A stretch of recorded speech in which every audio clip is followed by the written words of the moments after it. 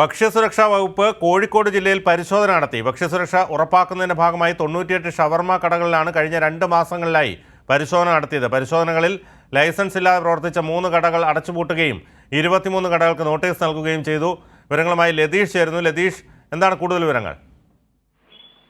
ദിനു, കഴിഞ്ഞ 2 മാസങ്ങളിലായി നടന്ന പരിശോധനയും ഇന്നലെയും ഇന്നുമായി സംസ്ഥാന വ്യാപകമായി നടന്ന പരിശോധനയുടെയും കണക്കുകളാണ് ഇപ്പോൾ ഭക്ഷ്യസുരക്ഷാ വിഭാഗത്തിന്റെ കോഴിക്കോട് ജില്ലാ ഓഫീസ് പുറത്തുവിട്ടിരിക്കുന്നത്. 98 ഷവർമ കടകളിലാണ് ഇത്തരത്തിലുള്ള പരിശോധന നടന്നത്.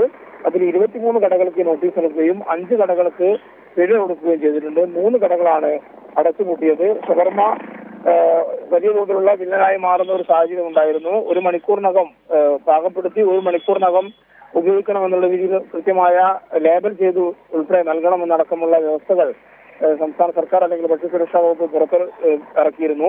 അത്തരം കൃത്യമായ നടപടിക്രമങ്ങളൊന്നും പാലിക്കാതെ പ്രവർത്തിച്ച 3 കടകളാണ് അടച്ചുപൂട്ടിയത്. 5 കടകൾക്ക് നോട്ടീസ് നൽകുകയും ചെയ്തിട്ടുണ്ട്. എന്തായാലും ഭക്ഷ്യസുരക്ഷാ വിഭാഗം കഴിഞ്ഞ 2 മാസങ്ങളിലായി നടത്തിയ കോഴിക്കോട് ജില്ലയിൽ നടത്തിയ പ്രത്യേകിച്ച് ഷവർമ കടകളിൽ നടത്തിയ പരിശോധനയുടെ ആകെ കണക്കുകളാണ് ഇന്നിപ്പോൾ പുറത്തു വന്നിരിക്കുന്നത്.